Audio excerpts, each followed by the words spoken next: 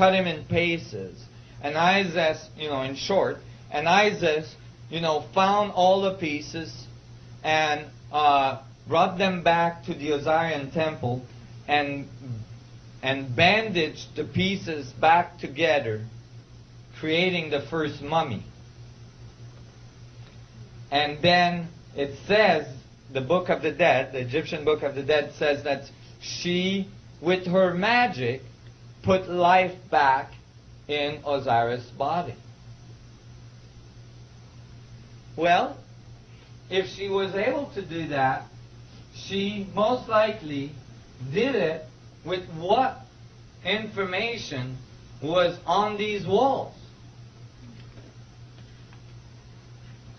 The information that is on these walls might be a hint to how she was able to do this.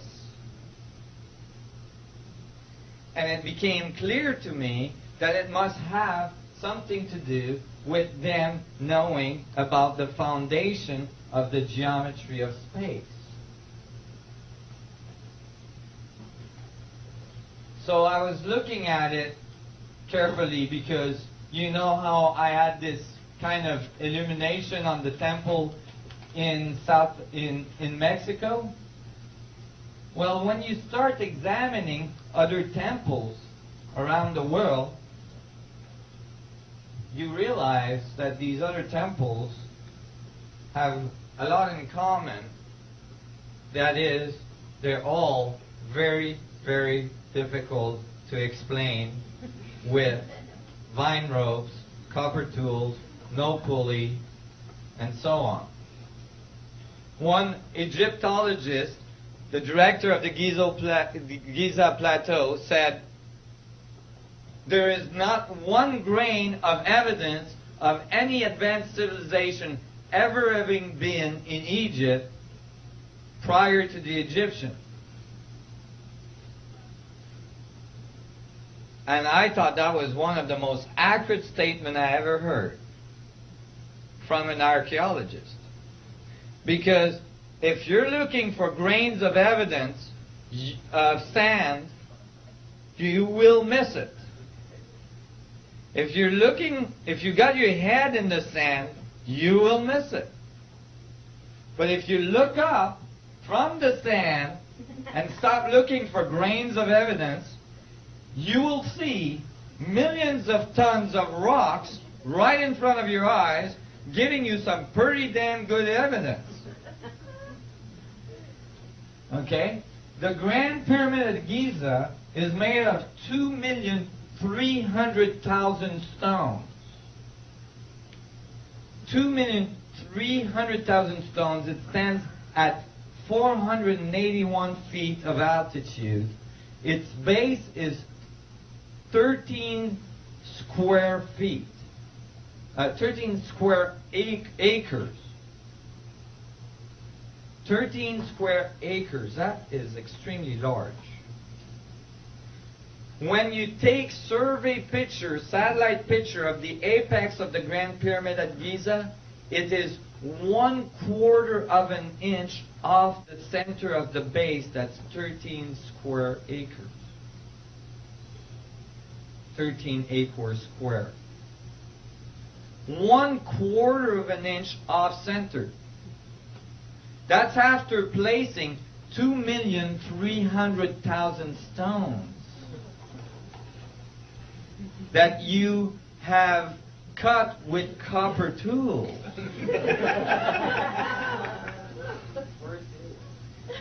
Yeah, you need some pretty good moonshine to do that one. But I guarantee you, that is extremely difficult to reproduce. In fact, there is no way engineering companies on this planet could ever reproduce that. Even with all of our modern technology, if we give them billions and billions of dollars, they couldn't come up with anything like that. Because if you divide 1/4 of an inch error by 2,300,000 stones, the accuracy at which you're placing these stones is outrageous. And we can't do anything like that. our most accurate buildings, like telescopes, are not that accurate. They're not even close to having that kind of accuracy. Go ahead. So you could say we've just barely come out of the Dark Ages. Basically, or we got into the Dark Ages. And because it seems that there was people that were doing a heck of a lot better than us.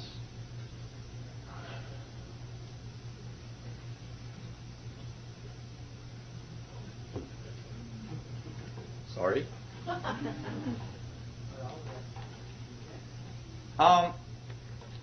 So when I was looking at this, I'm like, wait a minute. That doesn't happen that way. If you know, why is it that we think, you know, that this is taught as facts to children in schools every day? That the pyramids were built by people pulling on vine ropes? And you know why? Because in the 1800s, a bunch of English archaeologists showed up in Egypt, and that's the only thing they could come up with. And because they had PhDs and they were very respected archaeologists, since then, everybody is repeating the same thing. And somehow, a theory that's completely unproven became a fact. In fact, you will not get a PhD in archaeology if you say anything else about the pyramids. I guarantee you that. You cannot get a PhD in archaeology by saying the pyramids were built by Little Green Man. This is one of the problems with education. A whole bunch of people repeating what they've all been taught doesn't advance the field very rapidly. Because everybody is repeating the same thing. You're not going anywhere. So, you know, but these archaeologists never actually, you know, I know they're not mathematicians, but this is simple mathematics, okay? You take the number of stone. They tell you that the pyramids had to be built in 20 years. Okay? So that the dynastic Egypt worked. And then you calculate how fast they had to put the stones in. At 7 days a week, 10 hours a day, 365 days a year, for 20 years, they had to place the stone every 2 minutes to finish the pyramid on time. With that level of accuracy. Never mind. But then the archaeologists say, no, those were farmers. They could only build the pyramids during the time of the flood of the Nile when they couldn't work in the fields. 3 months out of the year. See, when they had that 3 months vacation, hey, let's all go and build a huge pyramid. So they went out there and built pyramids 3 months out of the year. You redo your calculation. Now they have to place a rock every 2 seconds to make it in 20 years. So that really doesn't work. Because it's not like you can take these huge rocks and average 2 tons, some of them up to 40 tons rock. Like in the King's Chamber, there's 100 slab of 40-ton pink granite rock. Okay? These things at 135 feet of elevation in the pyramid. It's not like you go, hey Joe, catch this one. Hey Joe, catch this one. You know? And the other guy on the other end is like putting them in. You can't do that. And it doesn't matter if you got 100,000 people. You still can't do it.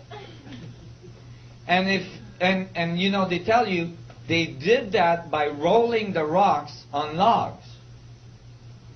Well, they might have not noticed, but these pyramids are in the middle of a desert. You need a lot of logs to move 2,300,000 stone. Where did the wood come from? When you ask them that, they say, oh, they imported it from Europe. I see. Was this like some catalog, 1-800 ordering. Because, like, as far as I know, the Egyptian didn't, like, easily navigate it into Europe, cut millions of logs they would have needed, and brought them back. There's no evidence of that. So, but even more fundamental, I'll ask you, even more fundamental.